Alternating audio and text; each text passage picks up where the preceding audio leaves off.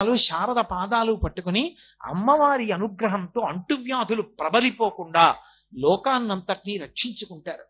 ఈ రెండు కాలముల యందు సూర్యనారాయణమూర్తి యొక్క కిరణములు 304 విభాగములుగా వచ్చిన కారణం చేత జనులందరూ పడిపోతుంటారు. ఈ కారణం చేతనే ఉత్తరాయణంలో ఎంత నీరు లాక్కుంటాడో దాన్ని తాను ముట్టుకోను కూడా ముట్టుకోడు. ఆ నీటిని మేఘమండలంలోకి పంపించేస్తాడు. మళ్ళీ దక్షిణాయనం మొదలవగానే కురిసేయమని ఇచ్చేస్తాడు. పుచ్చుకున్నప్పుడు అసలు నాకన్న భావనే లేదు, ఇలా పుచ్చుకుంటాడు, ఇలా ఇచ్చేస్తాడు తప్ప పుచ్చుకున్నప్పుడు నాకని పుచ్చుకోడు, ఇచ్చేసేటప్పుడు నాది పోయిందన్న బాధ లేదు. అంత నిమిత్తంగా ఉంటాడు. అందుకే దత్తాత్రేయుల వారి 24 మంది గురువులలో సూర్యనారాయణమూర్తి ఒకటయ్యాడు. 24 మంది గురువులు ఆయనకి పృథివీ, ఆపస్, తేజో, వాయు, ఆకాశములు, అలాగే సూర్యుడు, చంద్రుడు, సముద్రము, చాప, ఇషుకృత్ అంటే బాణములు తయారు చేసేవాడు, అలాగే సాలెపురుగు, పాము, ఏనుగు, కన్య, బాలుడు 15, అలాగే పావురముతో పాటు పతంగము, మక్షికము, భ్రమరము, భ్రమర కీటకము 20, హరిణము, అజగరము అంటే కొండ చిలవ, పింగళ అనబడేటటువంటి వేశ్య 23, కృకరం అనేటటువంటి పక్షి 24. 24 మంది గురువులు దత్తాత్రేయుల వారికి. 24 మంది గురువులలో ఒక గురువు సూర్య భగవానుడు. సూర్య భగవానుణ్ణి గురువుగా ఎందుకు చేసుకున్నారంటే, సూర్యుడు ఉత్తరాయణంలో నీటిని లాగినప్పుడు నాకు అని చుక్క పుట్టుకోడు, మేఘమండలంలోకి పంపుతాడు. దక్షిణాయనం వచ్చేటప్పటికి పుచ్చుకున్న నీళ్లన్నీ మళ్ళీ వర్షించేస్తాడు, మళ్ళీ లోకోపకారం చేస్తాడు. పుచ్చుకోవడం ఉపకారమే, ఇచ్చేయడం ఉపకారమే. రెండిటి యందు నిస్పృహుడు, తనేమి నాకని పుచ్చుకునేది నీటి బిందువు లేదు. అంతటి మహితాత్ముడు కనుక నేను సూర్యుణ్ణి చూసి నేర్చుకున్నాను. పుచ్చుకుంటే ఎలా పుచ్చుకోవాలో, ఇచ్చేస్తే ఎలా ఇచ్చేయాలో అని దత్తాత్రేయుల వారు తన 24 మంది గురువులలో సూర్యనారాయణమూర్తిని తీసుకున్నారు. మనం సాధారణంగా ఆయనకి 1000 కిరణములైన గ్రహములన్నిటినీ కూడా ప్రకాశింపచేస్తాడు తాను ప్రధానంగా నిలబడి. ఆ గ్రహములన్నిటినీ కూడా ప్రకాశింపచేయడానికి, లోకాన్నంతటినీ కాపాడడానికి మళ్ళీ ఆయన కిరణ వ్యూహాన్నంతటినీ కలిపి 7గా చెప్తారు. 7 అంకె మీద నడుస్తుంది సప్తాశ్వర ధమారూఢం అని. ఆ 7 కిరణములకే సుషుమ్నము, హరికేశము, విశ్వకర్మ, విశ్వవ్యచ, సంపద్వసు, అర్వాగ్వము, అలాగే స్వరాడ్వసు అని 7 కిరణములు. ఈ 7 కిరణములలో 7వ కిరణమైనటువంటి స్వరాడ్వసు లేదా స్వరాట్ అంటారు దాన్ని. దాని చేత శనీశ్వర గ్రహం ప్రకాశిస్తుంది. శనీశ్వరుడు సూర్యనారాయణమూర్తి కుమారుడు. అందుకే రోజు సూర్యుడి వంక తిరిగి నమస్కరించిన, సూర్యుడిని స్తోత్రం చేసిన ఏలినాటి శనిలో ఉన్న వాళ్ళ జోలికి కూడా ఎక్కువ వచ్చి ఇబ్బంది పెట్టడా. మా తండ్రి గారి భక్తుడు కాబట్టి ఆయన జోలికి నేను వెళ్ళి ఎక్కువ బాధించలేనంటాడు. అంతటి మహితాత్ముడు సూర్య భగవానుడంటే. ఆయనకి చేసేటటువంటి నమస్కారం వైభవోపేతం. మళ్ళీ ఈ 7 కిరణముల ద్వారా మిగిలినటువంటి గ్రహాలన్నిటినీ కూడా ఉద్దీపనం చేసి ప్రకాశింపచేస్తూ ఉంటాడు. ఆయన కిరణములతోటే చంద్రగ్రహాన్ని కూడా ప్రకాశింపచేస్తాడు. చంద్రగ్రహాన్ని ప్రకాశింపచేస్తే భూమి మీద విత్తనాన్ని ఓషధిగా మారుస్తాడు. ఒక మామిడి టెంక, ఓ సీతాఫలం గింజ, ఓ సపోటా గింజ భూమిలో పడిపోయి ఉన్నాయనుకోండి, ఏది అన్నది తెలియదు. కానీ అదే వర్ష బిందువు తగలగాని అందులోంచి అంకురం పైకొస్తుంది. పైకొచ్చి ఇది సీతాఫలం చెట్టు, ఇది మామిడి చెట్టు, ఇది సపోటా చెట్టు అని తెలుస్తుంది. నామరూపాత్మకమైనటువంటి ప్రపంచము పరిఢవిల్లేది దేని వల్ల అంటే వర్ష బిందువు యొక్క స్పర్శ చేత. ఆ వర్ష బిందువు లేకపోతే అసలు ఉత్పత్తి లేదు. కాబట్టి బహోపకారం చేసేటటువంటి సృష్టికర్త ఆయనే, స్థితికర్త ఆయనే, ప్రళయకర్త ఆయనే. మీతో నేను మనవి చేసి ఉన్నాను, 300 కిరణముల చేత మంచుని సృష్టిస్తాడు. ఎందుకు మంచుని సృష్టించడము అంటే, ఆ మంచు ఏర్పడినటువంటి కాలంలో ఋతువు మారుతుంది. శరదృతువు, హేమంత ఋతువు వస్తాయి. ఆ 2 ఋతువుల యందు మళ్ళీ ప్రారంభకాలమైనటువంటి వసంత ఋతువు యందు సూర్యుని యొక్క కిరణముల ప్రకాశాన్ని దృష్టిలో పెట్టుకుని యమధర్మరాజు గారి యొక్క 2 కోరలలో ఒక్కొక్క కోర బయట పెడతాడు. వసంత ఋతువులో ఒక కోర పైకి వస్తుంది, శరదృతువులో ఒక కోర పైకి వస్తుంది. ఈ 2 కోరలు పైకి వచ్చినటువంటి సమయంలో విశేషమైనటువంటి జననష్టం జరుగుతుంది. యథార్థానికి అలా జననష్టం జరగనటువంటి పరమ భద్రతతో కూడుకున్న కాలం ఇది అంటే గ్రీష్మ ఋతువు. గ్రీష్మ ఋతువు ఎండలు మెండుగా కాస్తాయి, కానీ అది లోకానికి అంతటికీ క్షేమదాయకమైనటువంటి కాలం. ఎందుకంటే సూర్యకిరణముల యొక్క ప్రసారం చాలా విస్తారంగా ఉంటుంది. అందుకే ఆయన ఆ కిరణములను వశ్యము, మేష్యము, శైష్యము, అలాగే హరాదినము అని 4 రకములైన విభాగంతో 300 కిరణములను మంచు సృష్టి చేయడానికి వినియోగిస్తాడు. ఆ కాలము లయకారకమై ఉంటుంది. ఇంకొక 300 కిరణములను శుక్రాస్తము, చంద్రాస్తము అనేటటువంటి 2 విభాగముల చేత ముగ్గురిని కాపాడుతుంటాడు ఏకకాలంలో. దేవతల్ని, పితృదేవతల్ని, మిగిలినటువంటి మనుష్యాది సమస్త జీవకోటిని 300 కిరణములను 2 విభాగములు చేసి కాపాడతాడు. అలా కాపాడడం కోసమే ఆయన యొక్క తేజస్సు మారుతుంటుంది. మహాసౌరంలో ఆయన గురించి మాట్లాడుతూ ఒక విషయం చెప్తారు. అన్ని ఋతువుల యందు సూర్యబింబం ఒక్కలా ప్రకాశించదు. ఒక్కొక్క ఋతువు యందు సూర్యబింబం యొక్క ప్రకాశం వివిధ రకములుగా మారిపోతుంది. అన్నిటికన్నా ముందు మనం చెప్పేది ఏదంటే చైత్ర వైశాఖ మాసములు వసంత ఋతువు. వసంత ఋతువు దగ్గరికి వచ్చేటప్పటికి ఆయన కపిలవర్ణంతో ప్రకాశిస్తాడు. కపిలవర్ణము అంటే చాలా మంది నల్లటి రంగు అని అనుకుంటూ ఉంటారు. కపిల గోవు అన్నాను అనుకోండి, నల్లటి గోవు అనుకుంటారు. కానీ కపిలవర్ణము అంటే నలుపు అని లేదు. ఎందుకంటే విఘ్నేశ్వరుడికి కూడా కపిలహ అని ఒక నామం ఉంది. సుముఖశ్చైకదంతశ్చ కపిలో గజకర్ణక అని, కపిలుడు అని. కపిలవర్ణము అన్న వర్ణానికి అర్థం ఏంటంటే నిత్తుటి యందు నలుపు చేరితే ఎలా ఉంటుందో అటువంటి రంగుని కపిలవర్ణం అంటారు. ఆవులలో సహజంగా నిత్తుటి యందు నలుపు చేరినటువంటి రంగుతో కొన్ని ఆవులు ప్రకాశిస్తూ ఉంటాయి. అటువంటి ఆవుల్ని కపిల గోవులని పిలుస్తారు. ఆ కపిల గోవు ఏర్పడడానికి కారణం ఒకానొకప్పుడు పరమశివుని యొక్క నేత్రముల నుండి దృష్టిపాతము కొన్ని ఆవుల మీద పడింది. అప్పుడు అవి అటువంటి రంగు సంతరించుకున్నాయి. అందుకే మళ్ళీ గోవుల యందు కపిల గోవుకి విశేష ప్రాధాన్యత. అటువంటి కపిలవర్ణంలో వసంత ఋతువులో ప్రకాశిస్తాడు. వసంత ఋతువు చైత్ర వైశాఖ మాసములు. వసంత ఋతువు యందు కూడా యమదంస్ట్ర బయటికి వస్తుంది, ఒక కూర పైకి వస్తుంది. కానీ కపిలవర్ణంతో ప్రకాశించేటటువంటి సూర్యుడు వసంత ఋతువు యందు ఉండగా ఉత్తరాయణ పుణ్యకాలం నడుస్తుంది. ఉత్తరాయణ పుణ్యకాలం నడుస్తూ వనములన్నీ కూడా అపారమైనటువంటి శోభతో ఉండే కాలం వసంత ఋతువే. అందుకే రామాయణంలో కూడా చైత్ర శ్రీమాన్ ఇయం మాసః పుణ్యః పుష్పితకాననః యవ్వ రాజ్యాయ రామస్య సర్వం మే ఉపకల్ప్యతాం అంటారు. అన్నిటికన్నా విశేషం ఏంటంటే చైత్ర వైశాఖ మాసములకు సంస్కృతంలో మధుమాసము, మాధవ మాసము అని పేర్లు. ఈ 2 మాసములలో పుట్టినటువంటి వాళ్ళు మహాపురుషులు. మనకి అసలు మానవ జాతిని నడిపించగలిగినటువంటి మహాపురుషులందరూ కూడా చైత్ర వైశాఖ మాసాల్లోనే పుట్టారు. చైత్రమాస శుక్లపక్ష నవమి నాడు అసలు మనుష్యుడు ఎలా బ్రతకాలో, ధర్మాన్ని ఎలా అనుష్ఠించాలో నేర్పి చూపించినటువంటి రామచంద్ర ప్రభువు పుట్టారు. వైశాఖ మాసంలో శుక్లపక్ష పంచమి నాడు లోకానికంతటికీ భక్తి జ్ఞాన వైరాగ్యాలు నేర్పినటువంటి వాడు సాక్షాత్ కైలాస శంకరుడే కాలడి శంకరుడిగా అవతరించినటువంటి శంకర భగవత్పాదుల యొక్క జయంతి. ఇద్దరి మాటలు కూడా మధుర మధురములై ఉంటాయి. ఇద్దరి యొక్క జీవితాలు కూడా సువాసన భరితములై ఉంటాయి. మామిడి పండు, మల్లె పువ్వు వచ్చేటటువంటి కాలం మధుమాసం, మాధవ మాసం. అటువంటి వసంత ఋతువు పరమ పవిత్రమైనటువంటి కాలము అని శాస్త్ర నిర్ణయం. ఆ సమయంలో సూర్య భగవానుడు కపిలవర్ణంలో ప్రకాశిస్తాడు. ఆ చైత్ర వైశాఖ మాసములు అయిపోయిన తరువాత వచ్చేవి జ్యేష్ఠ ఆషాఢ మాసములు. ఇవి 2 గ్రీష్మ ఋతువుతో ఉంటాయి. గ్రీష్మ ఋతువు నడుస్తుండగా సూర్యుడి యొక్క ప్రకాశం బంగారు వన్నెలో ఉంటుంది. బంగారం ఏ రంగులో ఉంటుందో ఆ రంగులో బింబం ప్రకాశిస్తూ ఉంటుంది. ఇది దాటిపోయిన తరువాత శ్రావణ భాద్రపద మాసాలు వర్ష ఋతువు వస్తాయి. వర్ష ఋతువు వచ్చేసరికి సూర్యబింబం తెల్లటి రంగును పొందుతుంది. సూర్యుడు తెల్లటి రంగుని పొందాడు అంటే అనుగ్రహ ప్రదాత అయి లోకములకంతటికీ కూడా వర్షాన్ని కటాక్షిస్తాడు అని గుర్తు. శ్రావణ భాద్రపద మాసాల్లో తెలుపు రంగు పొందుతాడు. ఆశ్వీజ కార్తీక మాసాలు శరదృతువు.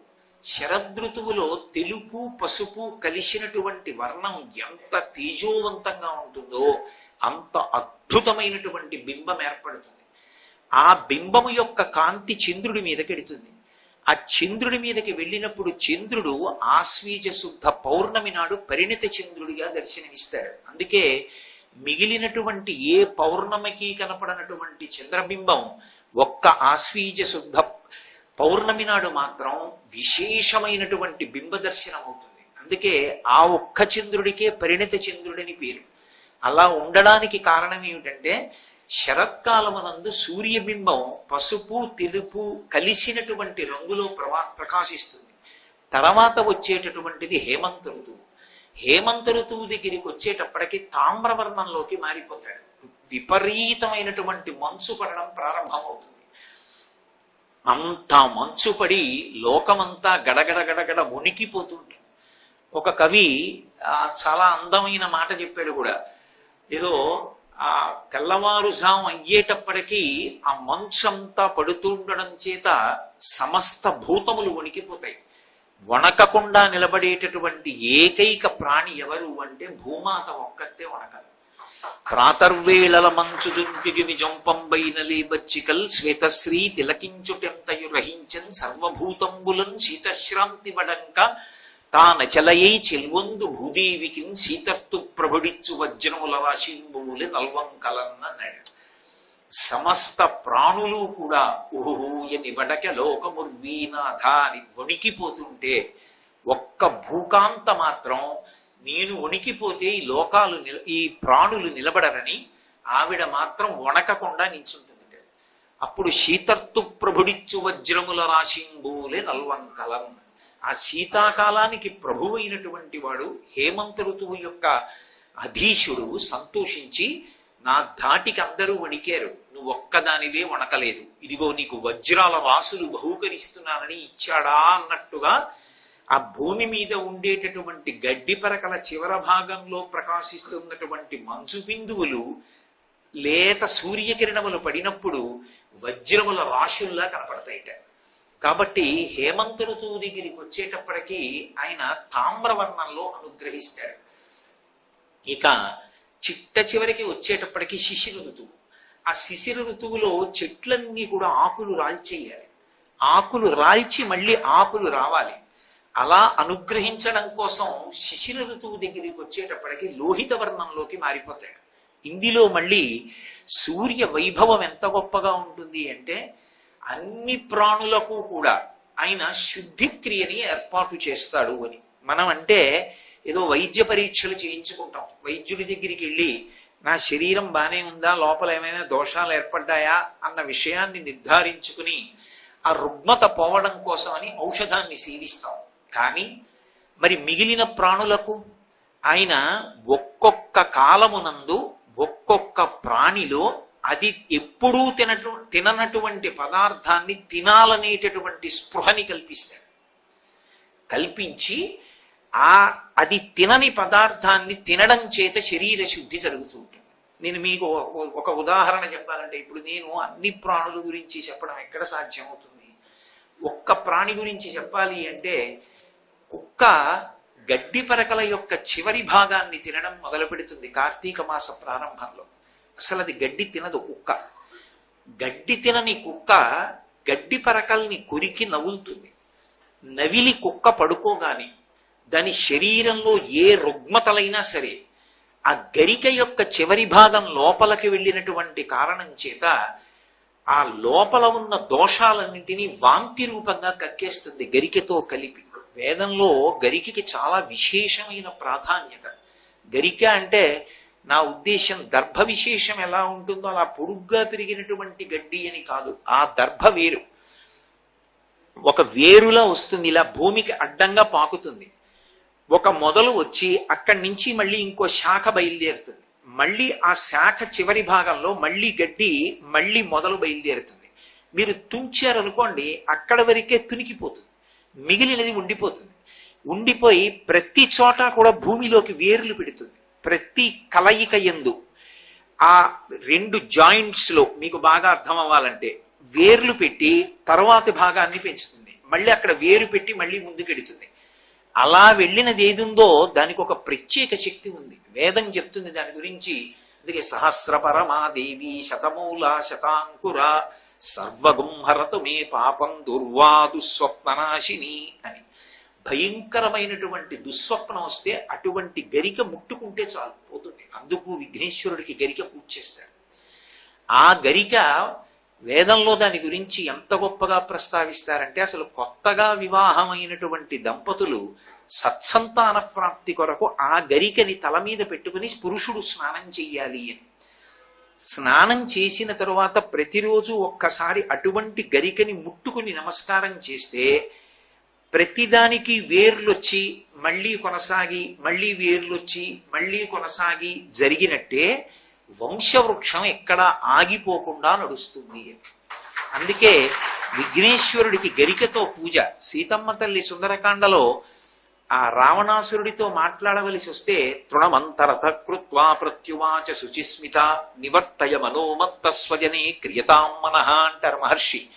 తృణమంతరథ కృత్వా గడ్డి పరక మధ్యలో పెట్టింది. ఆవిడేమి ఏదో తగినంత అర్థం లేకుండా అక్కడ దొరికింది కాబట్టి ఓ గడ్డి పరక తీసి మధ్యలో పెట్టింది అని కాదు దాని అర్థం.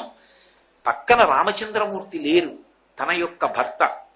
ఎదురుగుండా నిలబడినటువంటి పురుషుడు తనతో పవిత్రంగాను భక్తిగాను మాట్లాడుతున్నవాడు కాడు, విశేషమైనటువంటి కామంతో కూడినటువంటి దృష్టితో చూస్తున్నవాడు, మాట్లాడకూడని మాటలు మాట్లాడుతున్నవాడు. అటువంటి వాడితో తిరిగి కులకాంత మాట్లాడకూడదు. కానీ ఆమె మాట్లాడవలసి వస్తోంది. మాట్లాడడం వినా మార్గం లేదప్పుడు. ఇప్పుడు అటువంటి వాడితో తిరిగి జవాబు చెప్పి మాట్లాడిన పాపం పోవడానికి ఆవిడ అక్కడ ఉన్నటువంటి ఆ గడ్డి పరకని స్పృశించి మధ్యలో పెట్టింది. అంటే కొన్నిటికి అంత శక్తి వస్తుంది. పెళ్లి చేశారనుకోండి, పెళ్లి చేస్తే అంటే నేను ఎవరిని విమర్శించడం నా ఉద్దేశ్యం కాదు. రేపు తెల్లవారుజామున 4 గంటలకి పెళ్లి ముహూర్తం అనుకోండి, ఇవాళ రాత్రి భోజనాలు పెట్టడం కన్నా అవ్యవస్థ ఇంకొకటి ఉండదు. ఎందుకని అంటే ఎందుకు భోజనం పెట్టావు? పెళ్లి అయిపోయిందని ఇంట్లో ఏదైనా ఒక శుభకార్యం చేస్తే భోజనం పెట్టావు. బంధువుల వరకు వస్తారు, అందరికీ భోజనం ఎప్పుడు పెట్టాలి? నువ్వు వ్రతం చేసేస్తే భోజనం పెడతావు, ఓ నోము పూర్తయితే భోజనం పెడతావు, పెళ్లి చేయడం పూర్తయిపోతే భోజనం పెట్టాలి. తెల్లవారుజామున 4 గంటలకి పెళ్లి. ఇవాళ రాత్రి పెళ్లి భోజనం పెట్టి పెళ్లి కొడుకుని పెళ్లి కూతుర్ని తీసుకొచ్చి పక్క పక్కన కూర్చోబెట్టి వచ్చిన వాళ్ళందరినీ ఆశీర్వదించమంటే వాళ్ళిద్దరూ ఇంకా దంపతులు కారు, అసలు కన్యాదానం చేయలేదు. ఆమె ఇంకా అతనికి ధర్మపత్ని కాదు. అతని పక్కన ఎలా కూర్చుంటుంది? పెళ్లిలోనే కూర్చోదు కదా, ఎదురుగుండా కూర్చుని కన్యాదానం అయిన తరువాత కదా వరుడి పక్కకి చేరుతోంది. ఆమె ఎలా కూర్చుంటుంది అతని పక్కన? వాళ్ళిద్దరూ దంపతులు కానప్పుడు వాళ్ళిద్దరూ అన్యోన్యంగా ఉండాలి, వాళ్ళకి సత్సంతానం కలగాలని వెళ్ళిన పెద్దలు ఎలా ఆశీర్వచనం చేస్తారు? అథవా తప్పకపోతే కళ్యాణ మంటపాలు దొరకవండి, గంటలకి వేలండి, ఇలాంటి ఇబ్బందులు ఏమైనా ఉంటే తద్దోష పరిహారార్థం జలఘటాన్ని పెట్టమన్నారు. ఇద్దరికీ మధ్యలో నీటి బిందె పెట్టి ఉంచారు. ఉంచితే వాళ్ళు వేరువేరుగా ఉన్నట్లే శాస్త్రంలో పరిగణింపబడుతుంది. కన్యాదానం జరిగే వరకు వాళ్ళని వేరువేరుగా ఆశీర్వచనం చేసినట్టు తప్ప మధ్యలో నీటి బిందె లేకుండా కలిపి కూర్చోబెట్టకూడదు. అసలు విడివిడిగా ఆశీర్వచనం చేయించాలి తప్ప ఇద్దరినీ కూర్చోబెట్టి ఆశీర్వచనం చేయించకూడదు. దీనికి సంబంధించిన ధర్మశాస్త్రం దానిది. కామకోటి పీఠాధిపత్యం వహించినటువంటి మహాపురుషులు చంద్రశేఖరేంద్ర సరస్వతి స్వామివారు అవతల వారు ఎంత గొప్పవారైనా సరే సన్యాసాశ్రమంలో ఉన్నటువంటి వ్యక్తి ధర్మానికి వ్యతిరేకం అవుతుంది అటువంటి వారితో మాట్లాడడం అనుకుంటే 100కి అటువైపు వారిని కూర్చోపెట్టి 100కి ఇటువైపు ఆయన కూర్చుని మాట్లాడేవారు. ధర్మం తప్పకూడదు అని.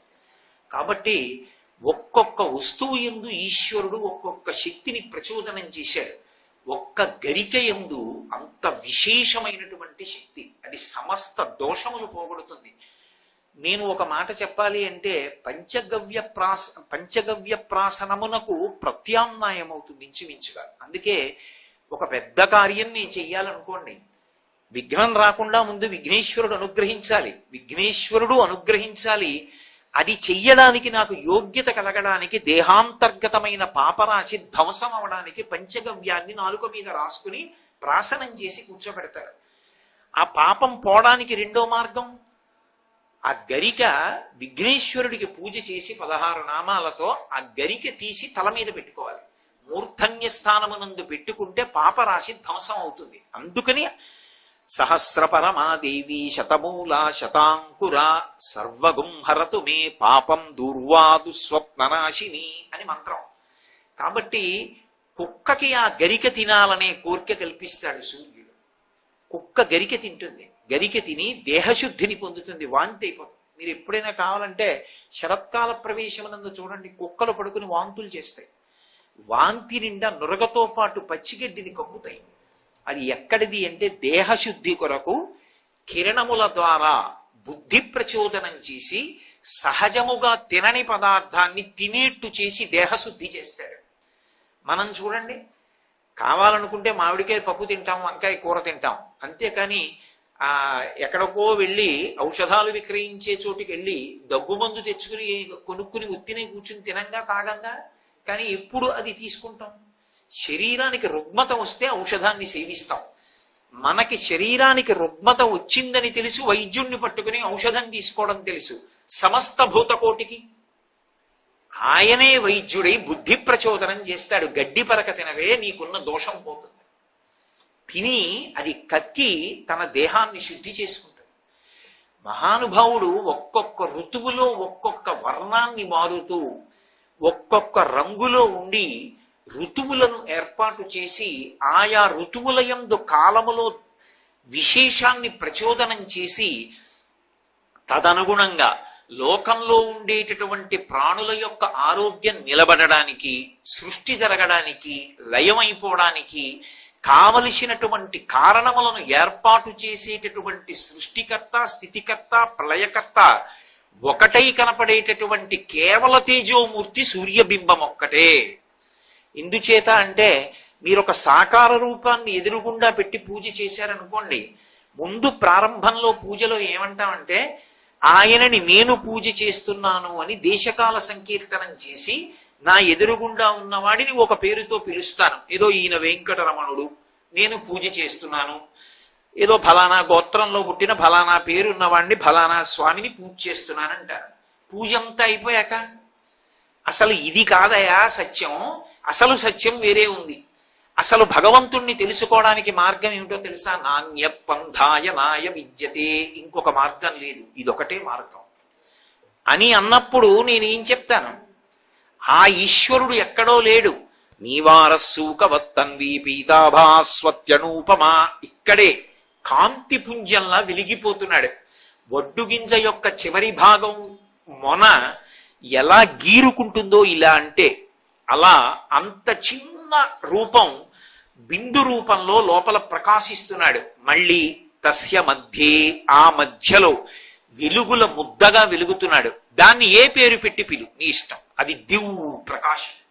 సబ్రహ్మ సశివ సహరిసేంద్ర సోక్షర పరమస్వరాట్ రాజాధిరాజాయ ప్రసజ్య సాహిని.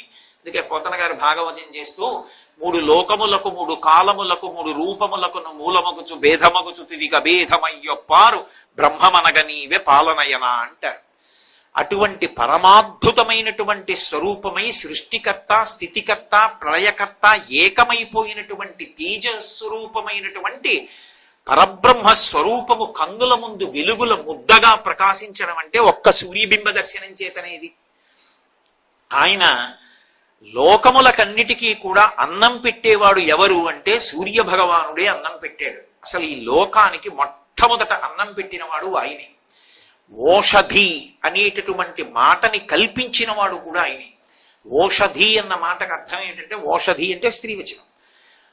అసలు ఆ శక్తిని కల్పించిన వాడు ఎవరు అంటే సూర్య భగవానుడు. ఈ సృష్టి అంతా జరిగిన తరువాత ప్రాణుల వంక చూశాడు. ప్రాణులన్నిటికీ కూడా షడూర్ములు అని ఉంటాయి. షడూర్ములలో ప్రధానమైనవేవి అంటే ఆకలి దప్పులు. ఆకలి దప్పులు, జరామరణములు, శోకమోహములు, ఈ 6 షడూర్ములు అంటారు. ఇవి సమస్త ప్రాణులకు ఉంటాయి, ఒక్క మనుష్యులకే కాదు. ఆకలి దప్పిక లేనిదే ఉంటుంది. శోకము మోహము లేనిదే ఉంటుంది. ఎంత అనుబంధం ఉన్నదో అంత శోకం ఉంటుంది, ఎంత తక్కువ అనుబంధం ఉన్నదో అంత తక్కువ శోకం ఉంటుంది. అందుకే అసలు సృష్టిలో విచిత్రం ఏమిటంటే శోకము అధికముగా ఉండే ప్రాణి మనుష్యుడు ఒక్కడే. సర్వం శ్రీ ఉమామహేశ్వర పరబ్రహ్మార్పణమస్తు. స్వస్తి.